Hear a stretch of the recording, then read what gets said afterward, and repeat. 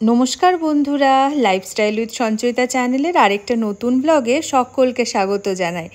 আজ 11 মে রবিবার, বাজছে এখন সকাল 9:30। আজকের রান্নাঘরের চিত্রটা একটু অন্যরকম।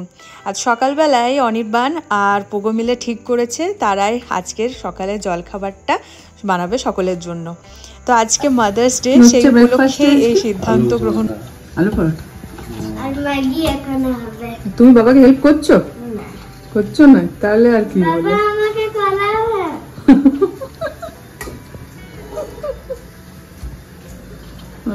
অনির্বাণ একেবারে সুনিপুণ হাতে আলু পরোটা করা স্টার্ট করে দিয়েছে। আলু স্টাফিং বানানো হয়ে গেছে অলরেডি, ছোট ছোট লেচি করে তার ভেতরে আলু স্টাফিং ভরে এরপরে বেলা স্টার্ট করেছে। অনির্বাণ ভীষণ ভালো রুটি বানায়, একথা স্বীকার করতেই হয়।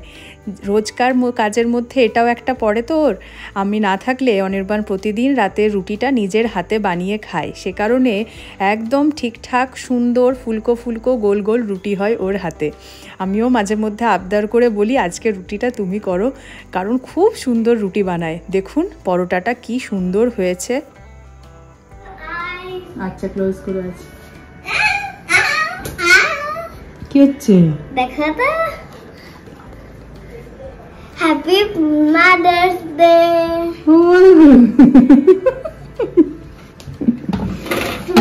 আমি তোমার জন্য একটা ভালো চকলেট আনতাম না। এটা তুমি লিখেছো? এটা তুমি লিখলে? বন্ধ করো, ফ্রিজটা বন্ধ করো। তোমার জন্য একটা এখানে একটা চকলেট ছিল, না, আমি এটাই খাই, যেটা দিয়েছো সেটাই। হ্যাঁ, বড় সুন্দর লেখাটা হয়েছে, এইটাই লেখা, বড় সুন্দর হয়েছে লেখা। চা পরোটা সবটাই অনির্বাণ নিজে হাতে বানিয়েছে। শেষে আমার শুধু পরিবেশন করাটা হলো কাজ। পোগো ইতিমধ্যে খেয়ে যে শেষ করে দিয়েছে, সেটাই হলো আমাদের পরম তৃপ্তি। এই হলো আজকের আমাদের মাদার্স ডে স্পেশাল জলখাবার। শেজওয়ান চাটনি আর গরম চায়ের সঙ্গে একদম গরম গরম নরম নরম আলু পরোটা। খেতে বসেছি আমরা একটু টিভি দেখতে দেখতে, আর পোগোর এখানে খাওয়া হয়ে গেছে আগেই, সে কারণে ও বসে বসে ওয়েট করছে এরপরে স্নান করে কখন আমরা বেরোবো। নাই নাই করে দুপুর 2টা বাজলোই। আমাদের প্ল্যানিং ছিল 12টা নাগাদ বেরোনোর, 12টা থেকে 12:30। তো ফার্স্টে আমরা যাচ্ছি একটা জায়গা ঘুরতে, আর তার সঙ্গে আজকে লাঞ্চেরও প্রোগ্রাম আছে। তো ঘুরতে যাওয়া জায়গাটা কে জানে কত কি মানে যাওয়া হবে কিনা, বন্ধ হয়ে যাচ্ছে। ক্লোজিং টাইম 4:30, মানে এন্ট্রি টাইম। দেখা যাক। আপাতত আমরা যাচ্ছি লাঞ্চ করতে ফার্স্টে একটা মহারাষ্ট্রিয়ান কিছু খাবার খেতে, ফার্স্ট টাইম। চলো তোমরাও সাথে কি কি আছে না আছে আমার সঙ্গে তোমাদেরকেও দেখাবো, আমারও কাছেও সেটা নতুন একদম। তোমার অনির্বাণ সেম সেম ড্রেস পরে নিয়েছে, তাই তো? তোমার বাবা সেম সেম। অফিসের কলিগদের সাথে অনির্বাণ এসে একবার এই রেস্টুরেন্টটিতে খেয়ে গেছে। মহারাষ্ট্রিয়ান খাবার দাবার বেশ ভালো এখানে পাওয়া যায়। তাই যখন আজকে লাঞ্চটা বাইরে খাওয়ার কথা চিন্তা ভাবনা করা হলো, তখন ভাবলাম যে অন্য কিছু না খেয়ে এই জিনিসটা ট্রাই করা আজকে যাক। তার জন্য আমরা চলে এসেছি সূর্যবংশীর এই আউটলেটটিতে। পৌঁছে গেছি আমরা, মোটামুটি ওই 15-20 মিনিট মতো সময় লাগলো। রেস্টুরেন্টের নাম হচ্ছে সূর্যবংশী। আর চলো যাওয়া যাক ভেতরে। অনির্বাণ গেছে বেসমেন্টে গাড়ি রাখতে, আমি আর পোগো এখানে দাঁড়িয়ে ওয়েট করছিলাম একটু শেডে। আজকে রোদ দিয়েছে চরম, আর সেই সঙ্গে গরমও রয়েছে। চলুন পৌঁছে গেছি, এরপরে ভিতরে যেয়ে অর্ডার দেওয়া যাক খাবার দাবার। অনেকটাই দেরি হয়ে গেছে পৌঁছাতে, আমাদের প্রায় 2:30 এখন বাজছে।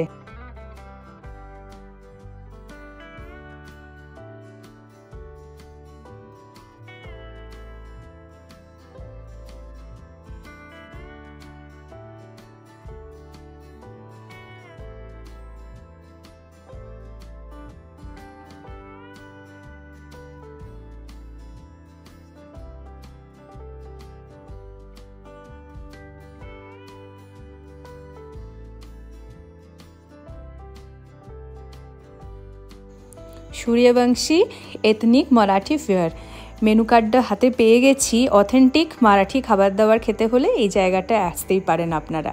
আমরা যে সমস্ত জিনিসগুলো আমরা এখানে নিয়েছি, এইটা জওয়ারচি ভাকরি, তার সঙ্গে এই পেজে কিছু না, এইখানে নিয়েছি এটা কোলাপুরি মাটন সুক্কা, ইয়েস। এখানে রয়েছে সূর্যবংশী চিকেন থালি, রয়েছে পুরনপোলি, আর তার সঙ্গে এখানে কোনটা বললে? কোকাম, এইটা সোলকারি, সোলকারি। আরও আমরা এসেছি এইটাই হোয়াইট ফিল্ডের ব্রাঞ্চে, আর আরও রয়েছে ইন্দিরানগরেও রয়েছে, আর চার্চ স্ট্রিটেও রয়েছে। খুব অল্প সময়ের মধ্যে খাবার চলে এসেছে। এটা একটা চিকেন থালি, এতে রয়েছে রুটি, chicken curry, chicken sukka, chicken bharta, আর এটা হচ্ছে সোল কারি। 2 ধরনের গ্রেভি রয়েছে, একটা হোয়াইট গ্রেভি, একটা রেড গ্রেভি, গোলাপ জামুন আর স্যালাড, আর এর সঙ্গে রয়েছে রাইস। আর আমরা এর সঙ্গে অর্ডার করেছি আলাদা করে মাটন সুক্কা আর জোয়ারের রুটি। জোয়ার চি ভাকরি একে বলা হয়, অ্যাকচুয়ালি এটা রুটি হলো জোয়ারের।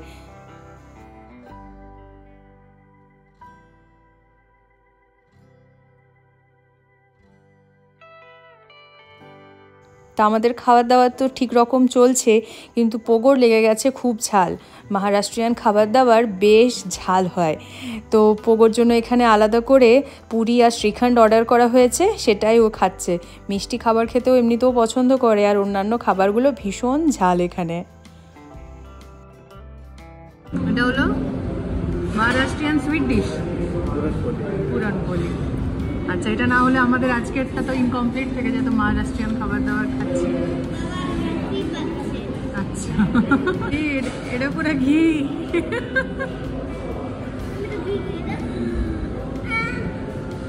খাও।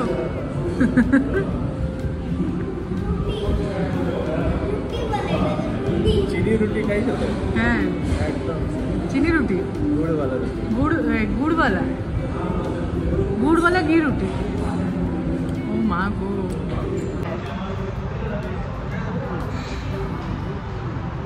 মিষ্টি তো পারবে গেলে।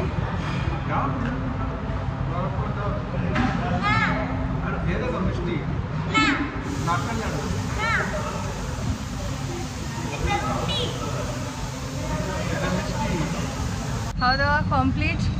মহারাষ্ট্রিয়ান খাবার দাবার প্রথম খেলাম, যেটা বুঝলাম ঝাল হলে প্রচণ্ড ঝাল আর মিষ্টি হলে প্রচণ্ড মিষ্টি, এরকম একটা ব্যাপার।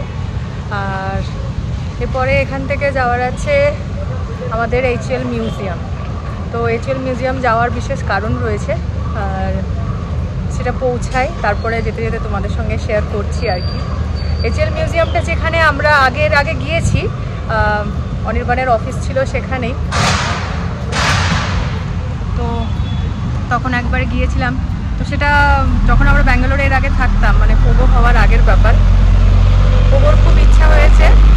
এখন ইদানিং আমাদের চারপাশে যে ধরনের যুদ্ধকালীন পরিস্থিতি, ফাইটার প্লেন, টিভি চালালেই, ফোন দেখতে গেলেই সব জায়গায় ফাইটার প্লেনের ব্যাপার স্যাপার ওর চোখের সামনে আসছে। ওর মনে মানে ছোট্ট ক্ষুদ্র একটা শিশু সুলভ মন, তো সেখানে অনেক ধরনের কোয়েশ্চেন আসছে, ব্যাপারটা কী জন্য হয়, কীরকম হয়। তো আমাদের যখন হাতের নাগালে HL মিউজিয়াম আছে, আমরা আগে গিয়েছি, তখন মনে হলো যে না, পোগোকে একবার দেখিয়ে নিয়ে আসি। একটা দেখার মতো জিনিস। অনেক জায়গায় অনেক ধরনের জায়গা ঘোরাঘুরি হয়, আমাদের প্ল্যানিং ছিল এটা যাওয়ার, কিন্তু মনে হলো যে না, আগে এটাই ঘুরিয়ে নিয়ে আসি, নেক্সট যেগুলো দেখবো সেটা পরে তখন হবে আর কি। তো চলো আপাতত যাই HL museum. HL aerospace museum হলো ভারতের প্রথম এরোস্পেস মিউজিয়াম, যেটা ব্যাঙ্গালোরে রয়েছে, আর এটি স্থাপিত হয় 2001 সালে।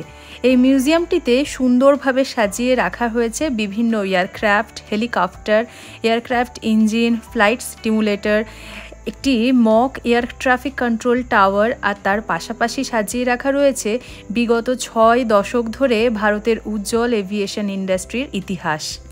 চলুন, গল্প করতে করতে আমরা পৌঁছে গেছি। এই যে টার্নিংটা রয়েছে সেটা ক্রস করলেই সামনেই আমাদের HL মিউজিয়াম। ভেতরে যাওয়া যাক, তারপরে সুন্দরভাবে আপনাদের সামনে তুলে ধরবো পুরো ব্যাপারটাকে। পৌঁছে গেছি HL মিউজিয়ামে, আর এটা সকালবেলা খোলার টাইম হচ্ছে 9:30 থেকে বিকাল 4:30 অবধি এন্ট্রি টাইম, আর এক্সিট হচ্ছে বিকাল 5:30 অবধি। অ্যাডাল্টের জন্য টিকিট হচ্ছে 70 টাকা, আর বিলো 5 ইয়ার্স পোগোর যেটা লাগলো 30 টাকা। তো চারদিকটা এখন মেঘে মোটামুটি ছেয়ে গেছে।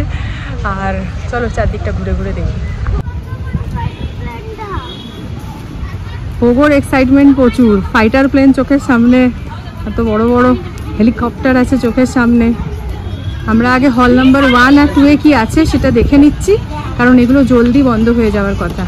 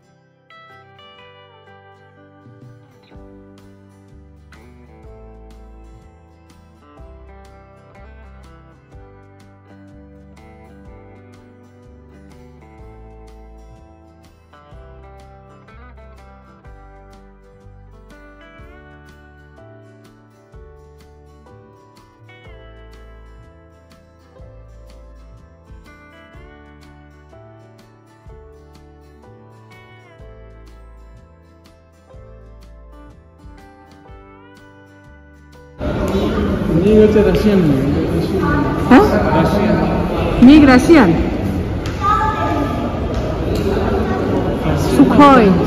সুখয়টা কোথাকার? মিগ হচ্ছে ফ্রান্স। আচ্ছা, আর সুখয়? সুখয় রাশিয়ান। রাশিয়ান।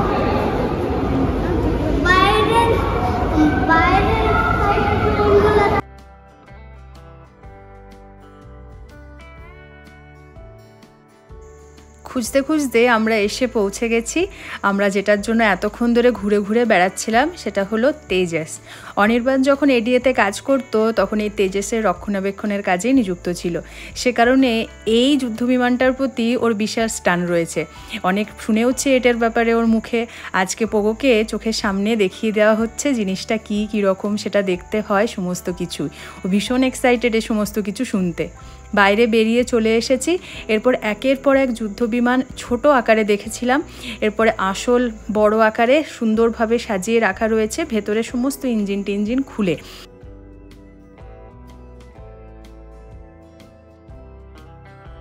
প্রতিটা যুদ্ধবিমানের পাশেই রয়েছে একটা করে ডিসপ্লে বোর্ড, সেখানে তার সম্পর্কে পুঙ্খানুপুঙ্খভাবে সমস্ত বিষয় ডিসপ্লে করা আছে। আমরা একটু পড়ে পড়ে দেখেও নিচ্ছি সেটা কোন সালে তৈরি করা হয়েছিল, সেটার নাম, সেটা কোন যুদ্ধে ব্যবহার করা হয়েছিল, সমস্ত কিছু। তারপর একে একে দেখতে দেখতে সামনের দিকে এগিয়ে বাড়ি।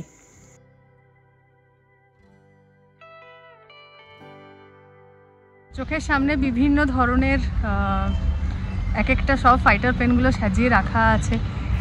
ওকেও দেখাচ্ছি। আমরা এর আগে যখন এসেছিলাম ঠিক এরকমই ছিল অনেকটা, খুব একটা বেশি ডিফারেন্স দেখতে পাচ্ছি না। মোটামুটি যেটা বলছি এটা 2018 সালের ঘটনা। চলো এবারে ভেতরে যাই। অ্যাকচুয়ালি এই রাস্তাটা, এই দিকটা এলেই কেমন যেন একটা আলাদা ফিলিংস আসে। আমরা যে বাড়িতে আগে থাকতাম, অনির্বাণের অফিস ছিল এখানে, এর পাশেই, এই HL মিউজিয়ামের পাশেই। এডিএতে জব করতো তখন অনির্বাণ, আর আমাদের বাড়িটাও ছিল এরিয়াটাতে। ওই জন্য এই জায়গাটা পেরোলেই বারবার যেন মনে হচ্ছে কেমন একটা মানে অনেকগুলো বছর পেরিয়েছে তো এই জায়গাটাতে। আমরা যখন ব্যাঙ্গালোর থেকে কলকাতা শিফট করি তো এই জায়গাটা থেকেই আমরা ছেড়ে বেরিয়ে এসেছিলাম। চলো ভেতরটা যাওয়া যাক। অ্যাকচুয়ালি ভেতরে রুমের মধ্যে যে সমস্ত ডিসপ্লেগুলো করা আছে সেগুলো আগে বন্ধ হয়ে যাবে 5টা নাগাদ, আর বাইরেটা 5:30 নাগাদ বন্ধ হবে। তো আমাদের যিনি এন্ট্রি করাচ্ছিলেন তিনি বলে দিলেন যে ভেতরেরগুলো যত জলদি দেখা যায় ততই ভালো, তারপরে বাইরেটা 5:30 অবধি কভার করা যেতেই পারে। মোটামুটি ঘন্টা দুয়েক মতো সময় নিয়ে হাতে এলেই পুরোটা কমপ্লিট করা যাবে আর কি ভালোভাবে। চলো ভেতরে যাওয়া যাক।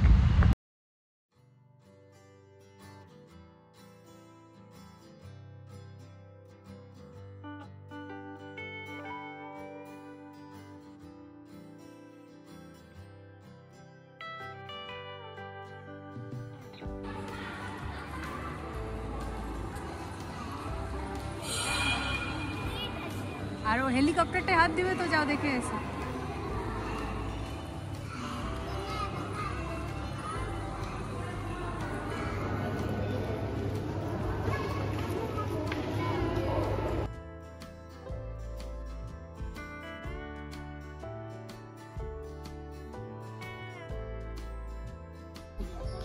ওই জন্য স্কাই করা আছে। কি কালার? আচ্ছা, কি বিশাল ব্লেড গুলো দেখ। Happy mother's day. Thank you বেটা।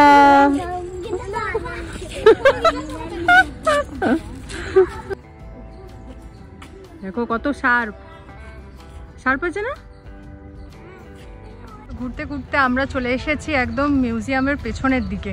আর এই জায়গাটা এত সুন্দর, পুরো ফাঁকা, তার উপর চারদিকে একদম কৃষ্ণচূড়ার খুব সুন্দর সুন্দর গাছ, আর এত ফুল ফুটেছে দেখো, দারুণ লাগছে। তার মধ্যে থেকে একটা ডাল পড়েছিল, আর পোগো এইটা নিয়ে পরে আমাকে, যাই হোক, এটা নিয়ে আমাকে মাদার্স ডে উইশ করেছে। বাহ, দারুণ দারুণ, এটা সাথে করে নিয়ে যাবো ঘর আজকে। চলো দেখায় এখানের ভিউটা কি মারাত্মক লাগছে।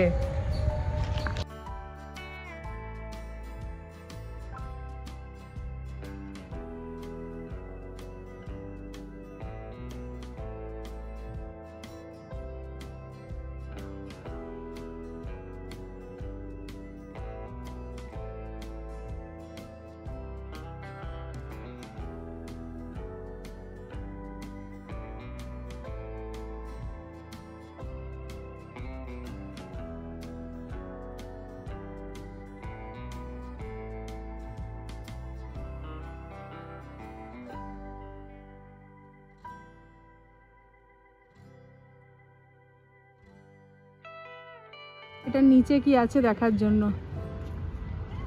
শিল্ডের ভেতরে কি থাকে দেখো।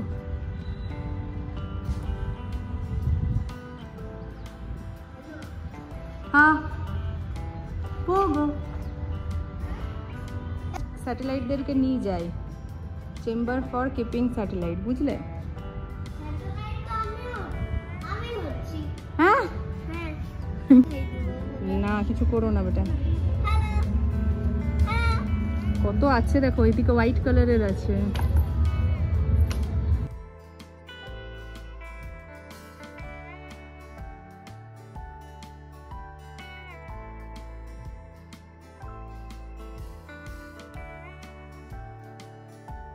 আমাদের মিউজিয়াম ঘোরা তো হয়ে গেল, বেরিয়ে গেছি, 5:30 বেজেও গেছে।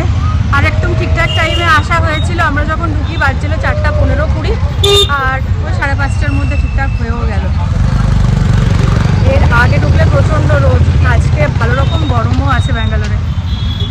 তো ঠিকই আছে, চলো, যা কিছু প্ল্যান ছিল মোটামুটি কমপ্লিট। এবার পোগোর পা ব্যথা স্টার্ট হয়ে গেছে, বেশি আর ঘোরাঘুরি করলে চলবে না। একটু এই সাইডটাই দেখছি, মানে আমাদের এরিয়া তো, ওই জন্য আশেপাশটা ঘুরে ঘুরে দেখতে আরও ইচ্ছা করছে বেশি। খুব একটা কিছু চেঞ্জ হয়নি, কিন্তু যখন এতটা কাছে এসেছি তখন মনে হচ্ছে একটু দেখি, অনেকবারের বেশি ইন্টারেস্ট। চলো। দিনের শেষে যা কিছু প্ল্যান করে বেরিয়েছিলাম সবটা করে এবার বাড়ি ফেরার পালা। ধরেছি বাড়ির পথ, আর ব্লগটাও এখানে শেষ করছি। ভালো লেগে থাকলে একটা লাইক করে দেবেন, চ্যানেলে যারা নতুন দেখছেন সাবস্ক্রাইব করে নেবেন। Thanks for